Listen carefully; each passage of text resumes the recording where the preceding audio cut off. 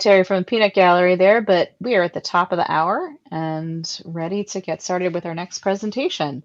I would like to first thank our sponsors, the Evergreen Collaborative Development Initiative, Midwest Tape, Equinox Open Library Initiative, Stat Courier, and Unique.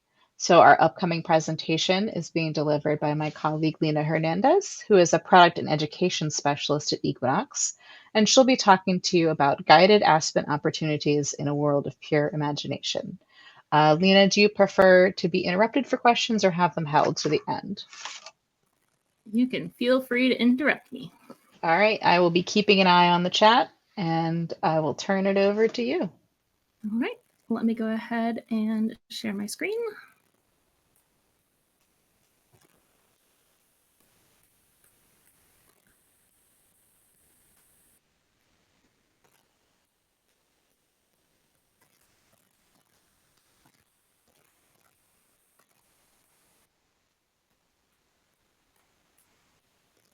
Okay, you should be seeing my slide deck. Confirmed. Fabulous. All righty. So, as I just noted, hi everybody. We're going to be talking about Aspen today. And as I just noted in the chat, while my title is really fabulous, it's Guided Aspen Opportunities in a World of Pure Imagination, and I hope that is now stuck in everybody's head. This is going to be actually the last Charlie and the Chocolate Factory one you get. For those of you who don't know me, my name is Lena Hernandez. I'm a product and education specialist at Equinox. And I'm going to be talking about Aspen. And I was really tempted to put tons and tons of Chocolate Factory themed things throughout here, but I decided to go with a much more traditional set of images because I figured too many Chocolate Factory things might get a little overwhelming for folks. Today's plan is to talk about planning and then talk about some of the basic things that pretty much any library who's moving into Aspen is going to want to do. And then I want to talk to you about different ways that you can implement Aspen and thinking about this as a scaled process, as well as things that you can do to consolidate or expand your options as you go. And we'll touch very briefly on continuing education. So this is a very thin on details agenda. And part of that is because when I was starting to put together this presentation, I was honestly really struggling. Like, how can I structure this in a way that is going to be useful for the most people possible? Thinking about, what Evergreen libraries are typically doing when they're coming into Aspen. Because one of the things that you all know at this point is that there is quite the wide variety of libraries that use Evergreen. There are some that are very, very tiny, don't even have any full-time staff. And then there's some that are these huge consortiums that have staff at the consortium level as well as at the library level. And so I was trying to think about how I could make this presentation about all the cool things you can do in Aspen really meet the needs of that wide variety of libraries. And so the way that I've kind of structured this is really thinking about, at a high level, how can we make Aspen really work well for a library no matter what their capacity is. I've gone through and I've got some kind of suggestions about how we can kind of structure that planning process, no matter what you got. And then I've got some examples about how you can do this rollout. So this is not going to be a prescriptive plan for how you should implement Aspen, but is instead going to reflect what I have seen from Evergreen libraries that are starting to use Aspen and what is working well, what strategies seem to best meet the needs of many libraries. So that's kind of our overall plan today. And I'm going to try to keep to it, but I definitely welcome more specific questions as we go through. So let's talk about planning. Oh, I was supposed to switch to the next slide before I gave that warning. So warning, there's no perfect way to do this. These are going to be kind of some broad ideas of things to think about. And the very first thing that I'm going to suggest is that you assemble your team. And yes, when I said traditional images, I meant pictures of my pets, cats and dogs. So you do want to make sure that, as with almost any project, that you have assembled your staff members that are going to give you the best set of skills necessary to implement this project. Now, that being said, I really encourage you to think creatively about what staff members need to be involved with this project. Yes, it is helpful to have people at the leadership level to make sure that this project is going to get the support it needs to kind of push through. But one of the cool things about Aspen, one of many cool things about Aspen, is that there is a lot of different ways that it can be customized and a lot of ways that staff can use it for patron engagement. That means that even if you have somebody who's in charge of, public services, they may not be the right person for your team. If there's somebody who's always the one that gets called for tech support for your patrons, they're probably going to be a useful person to have on board. If you have somebody who is doing all of the really creative signs for your events and your signage throughout the library, they might be a good addition. So think outside the box or outside the couch when you are putting together your team. Yes, it's good to have that leadership buy-in and kind of drive behind this project, but it's also a really great opportunity to involve people that you may not think about, because they may be really great at helping you kind of build out this tool in a fun and really customized way for your library. Also want to point out that even if there is even if you don't have somebody really tech savvy on standby, on your staff, on your champions team here, it is helpful to have, if you contract with a IT company or your county provides your IT services, let them know that's coming up. This Aspen implementation is coming up, because it is going to be helpful to have somebody with some of the tech knowledge to give you some backup for a few of the configuration things. They don't have to be involved at every step, but it is going to be a useful tool as you go through this process. Really do focus on making sure you've got a wide variety of perspectives on your team, because that's also going to be really useful when it comes time to testing things to make sure it's really going to work. The next thing for planning is to talk to your staff, solicit their concerns, and as well as their wish list items. You probably already did some of this during your initial process of looking to find a discovery layer solution. But now that you've selected the specific thing of Aspen, talking to them about what they're worried about can be a really great kind of chance to review your assumptions about what you need in order to implement this successfully. It also is going to be helpful in setting your context when you are creating your list of priorities for what you're going to work on. Talk to your staff. Talk to them about things that they are concerned about, because those can be really great opportunities to identify for further training. It can also be really helpful to share examples of Aspen implementations that have already happened. Having a lot of knowledge in advance, just at the general layer of kind of starting to address those concerns, starting to show what the good things are going to be that are coming, can help alleviate that concern early. Because it is very likely that you have at least some staff on your team that are concerned about having to learn a whole new thing and how this is going to be so hard and that they're going to not have time to work on their things and they're getting stressed out and they're getting worried about what if they can't learn these things in time? Should they just retire?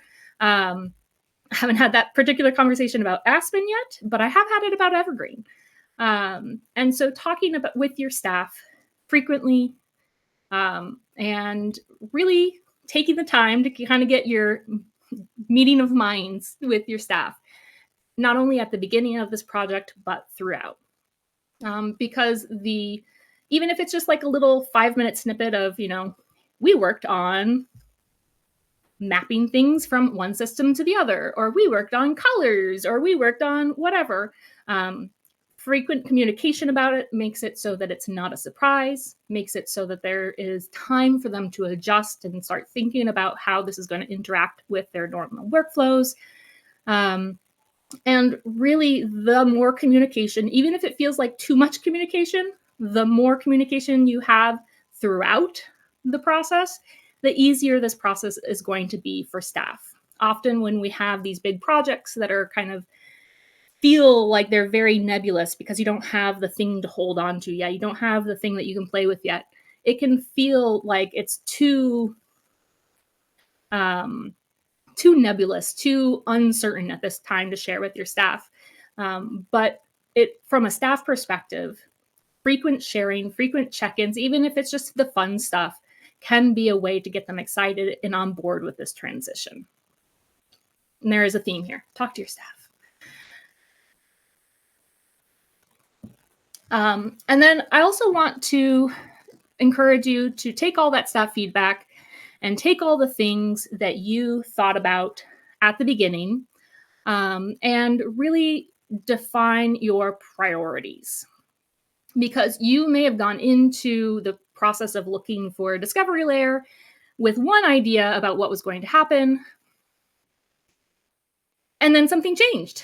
And now you may want to reevaluate what those expectations are and kind of adapt to those new circumstances. So you had some priorities at the beginning.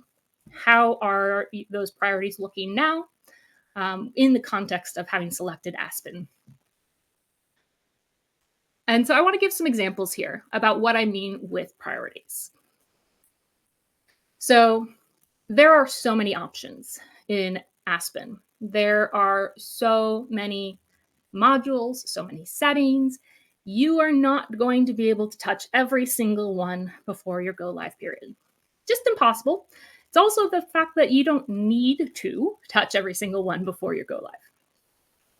So ask yourself, why did you start this process?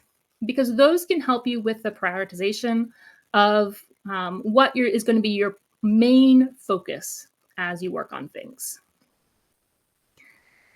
So for instance, if you went into this process saying we need better access to our e-resources and we want them better integrated with our physical materials in the catalog, then in that case, it's probably going to be more important for you to focus on getting those integrations set up with things like APIs, adding in sideloads for your MARC records, and maybe setting up the web resources tool in the web builder in Aspen.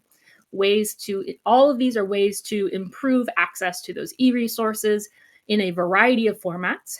And it's going to be a thing that you can really fine tune if you want to. And like, if you have multiple libraries in your consortium that have Canopy, you can have all of the links to Canopy include the links directly to your library branches access URL. You can do all sorts of things to really fine tune this set of components and make it a really great experience. Perhaps you are coming into this because you don't have a website currently, or maybe the page that the county gives you is really, really minimal, and you wanted it to make it easier for your patrons to just find out about the library. I know there's a lot of libraries that currently their contact information is easiest found through a Facebook page. So if that's you, and then you're really worried just about making sure not only can your patrons see the books, but we also want them to know what our hours are and what our address is and those kinds of things. In that case, it's probably going to be better to spend more time fleshing out a lot of the details under library systems and locations, and maybe using tools like the staff pages in the web builder, where you can put in staff names and contact numbers and emails and those kinds of things. So essentially creating more of a digital presence for the library as it stands, and then as you have time, adding in other things.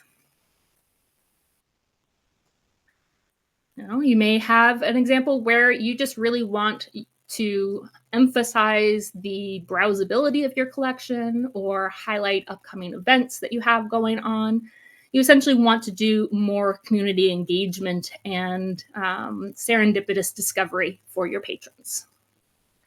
In that case, let's look at placards and browse categories and events, all those kinds of things. And then my last example is, I know there's a lot of consortiums that are mixed between like public libraries and community colleges, or other university college, academic libraries is the word I'm looking for that. So if in those cases, if you have a mixed consortium of different types of libraries, then it may be worth it to spend more time focusing on getting really into the weeds with your grouped work display settings, your facets, your layouts, and creating a very distinct experience for your public library patrons versus your academic or school library patrons. These are all things that you can do throughout all of these different options. I'm not saying you have to pick one of these, but I am saying that you should have a priority, and then everything else can kind of trickle on. You could spend most of your time really getting into the weeds on one section and then do a lighter job of working on the others. There are a few things that pretty much everybody does. So add a basic logo, or if you don't have a logo yet, putting just the name of your library in the header so patrons know where they are. Put some colors on the thing. If you've got brand colors, you can use your brand colors, but if you don't, then have somebody who does well with colors pick some out for you. I know that there are some libraries that will color their branding, whether for Aspen or Evergreen, based on the colors of their building, if that's what they're known for. You get to decide what those look like. And then I'd also suggest doing at least a little bit of adjusting of the My Account area for your patrons, so that if you're coming from Evergreen and they have kind of that set experience of what they can find in that accounts area on the OPAC, that you can replicate at least those portions of it in Aspen. So those are kind of the basic things that pretty much everybody should do. I'm sure there are exceptions here. But I want now to actually go and talk a little bit about that scaled implementation. So we've talked about kind of thinking about what our priorities are. Let's talk about what actually is going to look like with our scaled implementation things. If you're in a consortium, there's going to be a lot of libraries. And again, you're going to have a variety of comfort levels as well as capacity. So you're going to have some libraries that have somebody who can spend a little bit of time each week working on their Aspen stuff. And then you're going to have some libraries where they just say, I cannot do anything about this. I am feeling overwhelmed. I just can't. And then you're going to have libraries in between. So if you're in a larger consortium, if you're not just a one library Aspen instance, then it can be really helpful to make some choices at the consortium level and apply them broadly. So things like your menu links and your themes can be ones that can be made kind of, you make in a generic version essentially and share it with everybody. And then later they can customize them if they feel comfortable with it. There's a function for copying different settings in Aspen. It's not available everywhere, but it can be a really great tool for making small variations. So maybe you start out with the consortium version, and then somebody feels a little bit more confident as they get used to Aspen. They say, okay, I want to make a little tweak. They can copy the consortium version, make their own libraries version, and then make a slight variation. And then as they get more comfortable, they can come and say, okay, I'm feeling better about this now. Let me go in and make some changes on these settings too. And so kind of working your way out from that generic consortium version to a more distinct version for the library system can be a really useful thing. Another option to think about is starting with the most widely used version of something and then rolling variations over time. So, for instance, Aspen recently rolled out a new accessible version of the browse categories. And so, if you don't have time to make browse category or theme selections for multiple libraries or having a couple different themes at the same library, start with the accessible version. And then if you have time later to make another variation that people can switch over to if they prefer, that is something that they can add on later. But starting out with the accessible version makes it more widely available to everybody. And then you can make variations at a later time. So that is a lot of very nebulous things that I just said. So I want to actually go and take us over to look at themes. I have some little pictures here real quick for later if people just want to look at the slides, but I'm actually going to go show you over here on the live version about what I actually mean here. So for those of you who haven't really dove into Aspen yet, the theme is kind of the look and feel of your system there.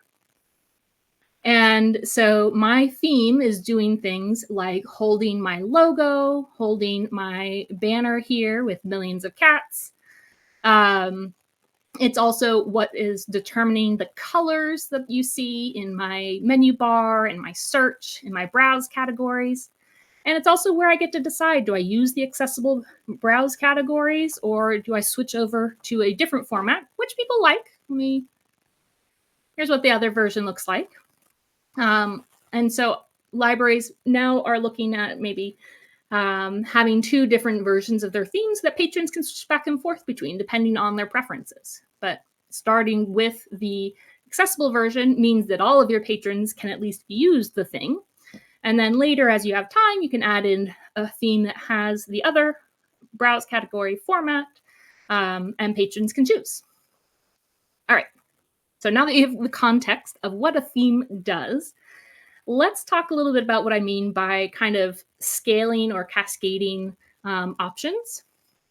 So the first thing I wanted to show is the fact that you can have, I mentioned that you could have a consortium theme and then you could have variations.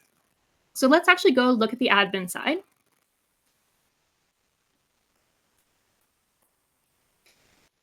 And I'm going to grab my themes.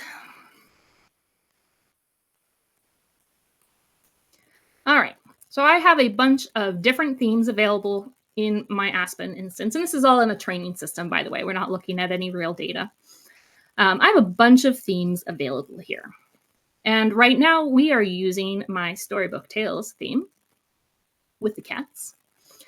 And the way your themes are built in Aspen, you can have themes that extend.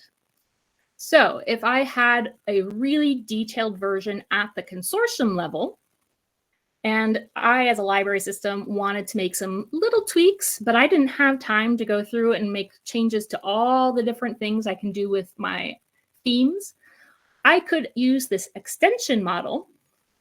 I could say, okay, I want to start with the basic consortium version. And then any changes I make here, I want to say, okay, I need to change a logo. Maybe I want to also change some basic colors here. And it's going to take whatever I selected as my extra things and apply them. And then if I don't give it something specific, it's going to default back to whatever my consortium had. And that could be a really great way to kind of take a little step into making changes without having to commit to making all of the changes. So extending your themes using a consortium is a great way to start. You can also think about the different components here. So I mentioned at the beginning that there's some things that most every library does, and that's, putting in a logo or using your name, adding some basic colors. And there's, a good set of colors there that's giving you backgrounds here. There's my little headers. I can keep running here. There's my primary colors. And so these are things that you might want to have as a particular library to really make it feel like your own space. But if we keep scrolling here, there are lots and lots and lots and lots and lots and lots and lots of different colors that you could be selecting for different things throughout the system. And it just can feel really overwhelming. So my suggestion here is that if you are not somebody who wants to think about all those different colors and all those different options, to start with the basics. Start with the things that are going to be most visible to most people, and then go live with that. And then as you have time, you can maybe come in here and assign some of these colors. You can select what your panels are going to be. And then maybe after a while, you can come back in and say, I really don't like those little icons for the formats. I want to upload my own custom ones. And that's the kind of thing that you can change at any point while you're using Aspen. And because it's here in the UI side, as long as you have appropriate permissions, you don't have to call somebody to help you do it, which is one of the other nice things about Aspen here is, so you can start with some basics. You can start with, my colors are blue and green. And then as you have time, you can say, okay, I want to change the colors of things like my buttons to match my blue and green color scheme.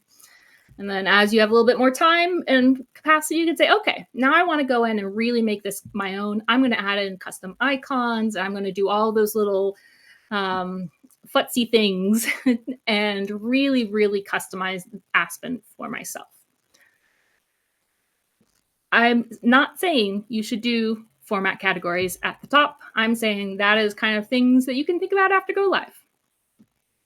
Because even though this one screen seems like it could be something very doable over the course of your implementation project, when you see that all the other screens are very similarly long lists of all sorts of different settings, you'll realize that we really do need to prioritize your time. And so these kinds of things can be broken up into smaller chunks and say, okay, high priority is getting our basic colors into place, making sure that people see the name of the library. That's my go live priority. Within 6 months, I want to also customize the colors of all the buttons. And then within a year, I want to go through and add in some additional customizations, maybe with some custom icons or other custom branding and imagery. And so having that kind of scaled timeline for this, as well as for your other portions of this project, is a really great way to plan out and prioritize this project from the get-go. All right.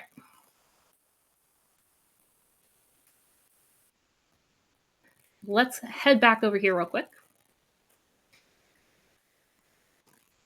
Another scaled example that I want to showcase is your use of things like Web Builder. So with Aspen comes this really great tool called Web Builder that allows you to build out a variety of different things, including just, a home page. If you want to move your whole library's website into Aspen, that is something that libraries do. And so that can seem really cool. But if you don't feel comfortable with getting your whole website set up in Aspen by your implementation period, it can be helpful to really just kind of think about what bits and pieces are the priorities and what things can wait. So, for example, with Web Builder, you might decide that you do want to use just a little bit of it to do something like your patron self-registration. And there are different ways that we could go about this. And let me switch over to another of my training sites. And for this one, I want to talk about your self-registration and 3 different ways that we could do this. So for the first one, oops, I always forget to turn off my sign-in thing. So for this one, I'm going to show the fact that you can just put in a URL in one of the settings in the backside of Aspen, and that can direct your patrons outside to your existing Evergreen patron self-registration screen. I say register for a new card. Here I am at the same screen that you currently use for patron self-registration. Should have opened that in a new tab. Alternatively, with just a little bit of web builder, we could do something like keep your patrons inside Aspen while embedding the form that you already use. So we're taking the tool that you already have within Evergreen and kind of rolling it into Aspen with just a little bit of extra work. We have to learn how to make this kind of page, but the process is not too bad. And then maybe at a later date, we work on adding in another service. Maybe you're adding in a service to manage patron registration, or you could have a form built in to your site. There's other options there. Let's look at this from the backside real quick. Let's go in from here, since I'm already logged in. So when I did that little quick link out to my Evergreen site, that is something I can set up pretty easily under my library systems. And this is another place where you can really get lost in the weeds with settings. So here we've got all sorts of library system settings. And over here under my ILS account integration, I've got so many other settings. And look, there's a whole nother section here. Okay. So here under self-registration, I've got a variety of options, including redirect to a self-registration URL. So here I can just drop in a link to the thing that I already have. They can go, and I don't have to do anything other than set up that little, drop in that little URL and say redirect. That's a pretty straightforward thing and is fairly manageable. Then when you feel a little bit more comfortable, you can think about doing the version in an iframe, which was this guy right here, where it's kind of embedded within Aspen, so they're not having to go elsewhere. If I wanted to do that, I would actually need to start thinking about using the web builder. And we're going to come over here to my custom pages. And I have all sorts of custom pages here. There's my patron self-registration. So here I've kind of set it up as an iframe. It's a next step into the process of kind of helping my patrons feel like they're staying in the same spot. It's a little bit of an easier experience, but it does take a little bit more work because you have to start using web builder, and that may feel like too much. So thinking about those kinds of things, do you have somebody who can spend a little bit of time thinking about how web builder works? It's not a super complex thing to learn. It's designed to be a fairly smooth learning experience, but it is a new thing, another thing on top of all those other things that you're learning. So you can decide, do I have time to learn web builder? No? Okay. I'm going to start by just dropping in my URL. Maybe in 6 months or maybe in a year, I'm going to say, okay, now we're ready to start thinking about web builder. I'm going to use just a little bit of web builder. I'm going to use it for just a few things. Maybe once you start getting more comfortable, you're like, oh, that was not too bad. Maybe I also want to start using things like quick polls, and maybe we should just set up our whole library website in Aspen. And so that's another place where web builder is a nice thing to kind of scale up over time. All right. And let's go ahead and switch back real quick. Because I also want to talk a little bit about your kind of consolidation strategy. And this, again, is going to be a case where you can start with the thing that you already know. But then you can start looking at the ways that you can use Aspen to change things up. And a really great example that I've seen with many libraries is the materials request tool in Aspen. Your library probably already has some process in place for your patrons to request that you purchase something. And that process may be a piece of paper at the desk where your staff writes something down and then hands it to whoever is doing the purchasing for the library.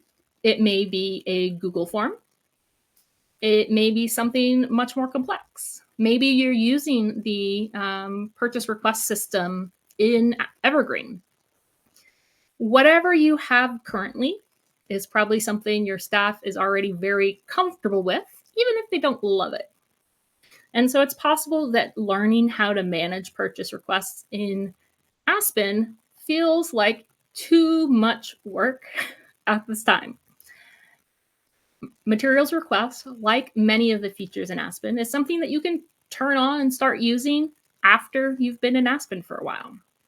So what I've seen is a lot of libraries decide that at their go live with Aspen, they're going to link out to whatever they're currently doing. So one of the settings in Aspen is that you can just use an external request link.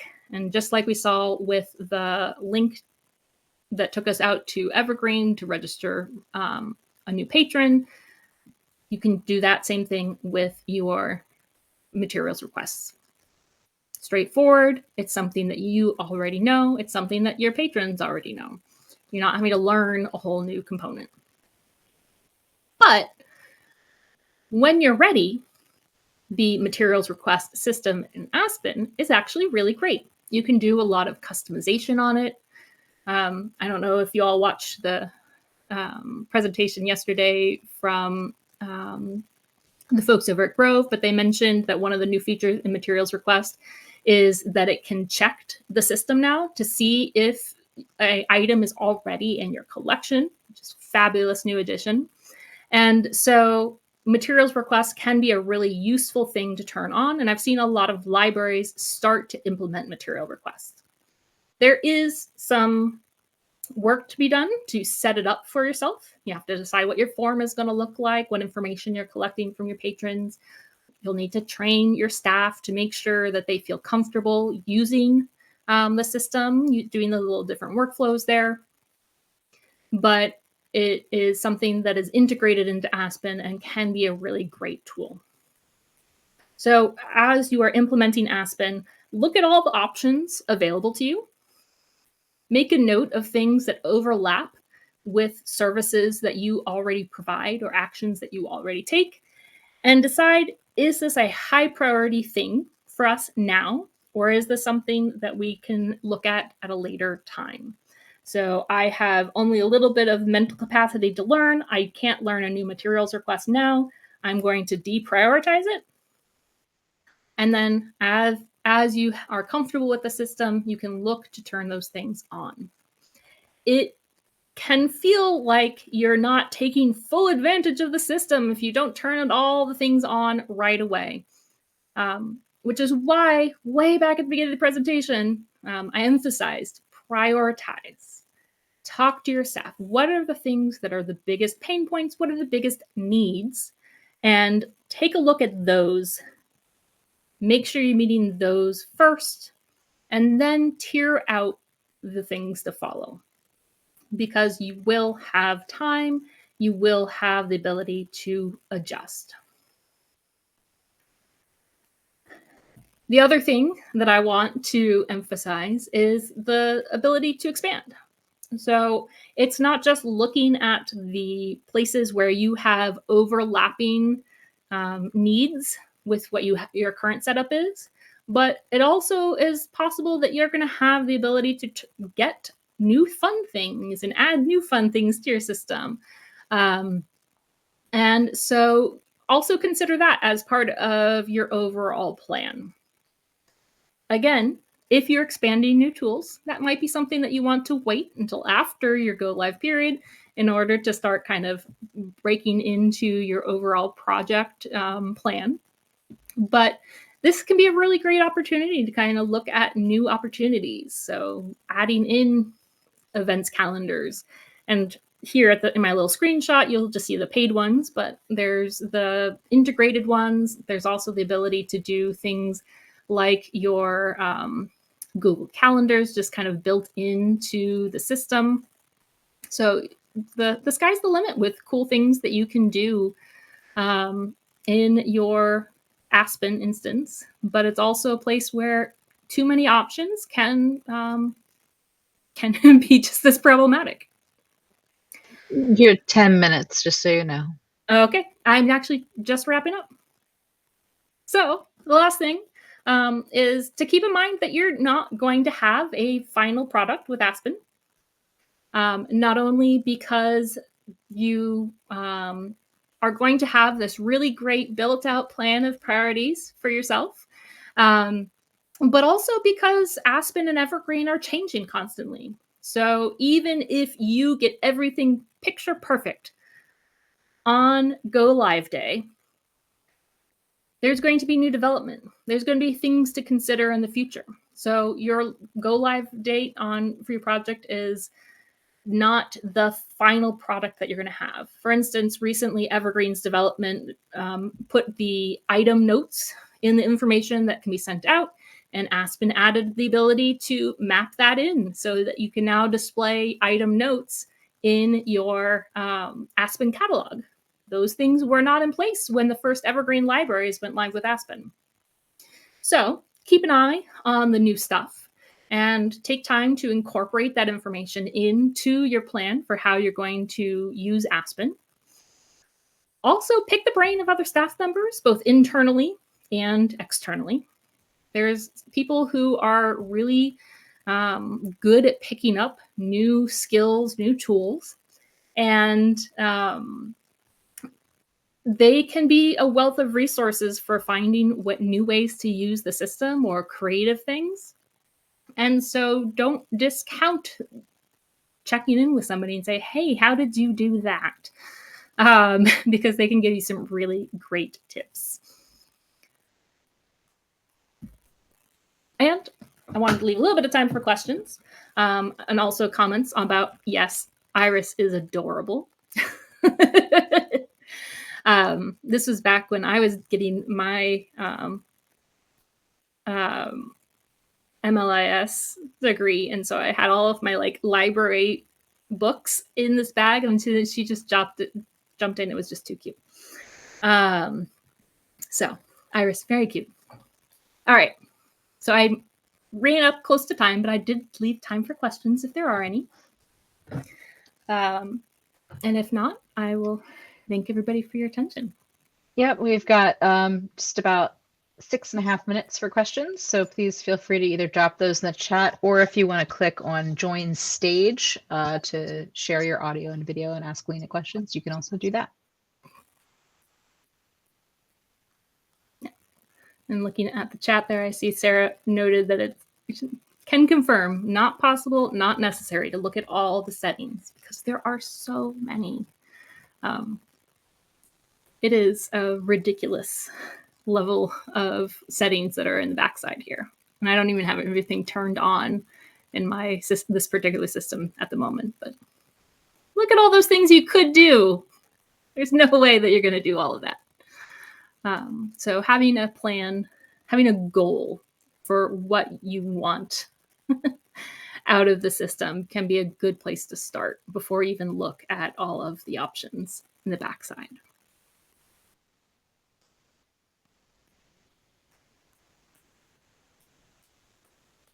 All right. I am not seeing any questions. Just a little commiseration from Greta. Oh, that's not what I was going for. I was going for this one. Okay, well, if any of you are still thinking about questions, we still have a couple minutes, but at the top of the hour, 2 o'clock Eastern, for real this time, there's a little bit of a break and time to visit the exhibits, followed by lightning talks at 2:30, and then the state of the project at 3 o'clock. And those each have their own sessions, their own rooms. So check reception for that. The next thing in this